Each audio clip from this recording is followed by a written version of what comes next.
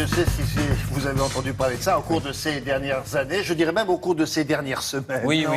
Ce sont des affaires politico-financières. un peu, là. Oui, là, c'est condensé, c'est vrai. En règle générale, tous ces mots, c'est que c'est pas bien. Hein. Ça, c'est ce qu'il faut comprendre. Là, c'est un résumé, mais je vais détailler quand même un peu plus. Pour les affaires politico-financières, je vais prendre les deux exemples que tout le monde connaît. Donc l'affaire Fillon d'une part, l'affaire Cahuzac d'autre part. Comme ça, il y aura un pour la gauche, un pour la droite.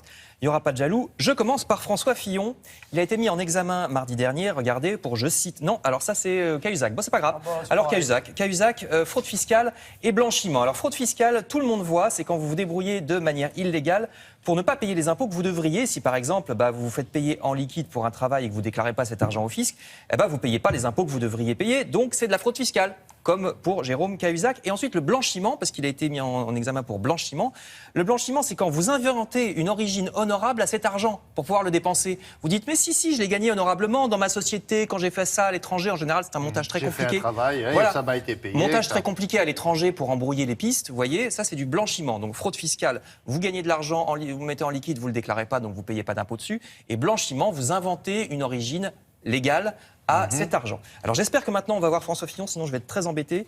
François Fillon, lui, mardi dernier, il a été mis en examen pour, je cite, détournement de fonds publics. Non, on ne va pas le voir. Non, mais ça fait rien, on connaît, on connaît son visage et son nom, donc ça va, c'est bien. Détournement de fonds publics, complicité et recel de détournement de fonds publics et complicité et recel d'abus de biens sociaux. Alors qu'est-ce que ça veut dire tout ça? Détournement de fonds publics, c'est quand vous êtes un agent du service public, alors au sens large, François Fillon est député, donc détournement de fonds publics, ça veut dire qu'on vérifie si l'argent que vous avez reçu au titre de votre mission publique, comme l'indemnité pour payer vos collaborateurs, est-ce que cet argent, vous l'avez utilisé selon les règles? Si ce n'est pas le cas, il y a détournement de fonds publics, puisque c'est de l'argent public qui ne vous appartient pas à vous. Si ça vous a aidé à payer vos collaborateurs, par exemple. De manière illégale. Complicité et recel, complicité, c'est quand vous avez aidé quelqu'un à faire ça.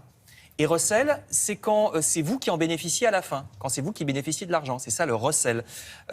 Pour l'abus de biens sociaux, c'est la même chose, mais dans le privé. Quand vous utilisez une société privée pour, par exemple, donner un emploi fictif à quelqu'un, c'est illégal aussi, ça s'appelle abus de biens sociaux. Société privée, vous voyez ? Donc on a eu François Fillon, on a eu, je ne sais plus du tout, j'en suis, c'est pas arrivé dans l'ordre, c'est pas grave. Je vais passer par les bases. Dans ce genre d'affaires politico-financières, on entend aussi trafic d'influence. Alors ça, trafic d'influence, c'est quand vous êtes un agent du service public et que vous utilisez vos fonctions pour favoriser quelqu'un en échange d'un dessous de table. C'est ce qu'on appelle vulgairement de la corruption.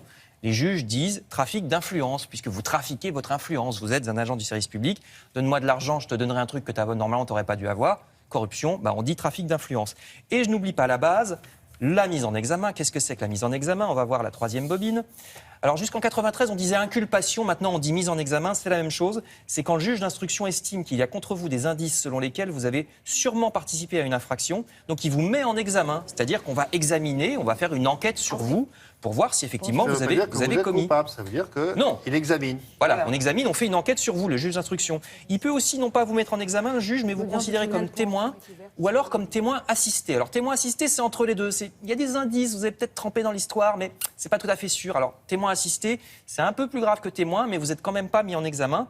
Et puis après, à la fin de l'enquête, vous voyez, il y a le procès, le verdict. Si vous n'êtes pas content du verdict, vous pouvez faire appel et il y aura un deuxième procès. Mais attention, après ce deuxième procès, c'est fini.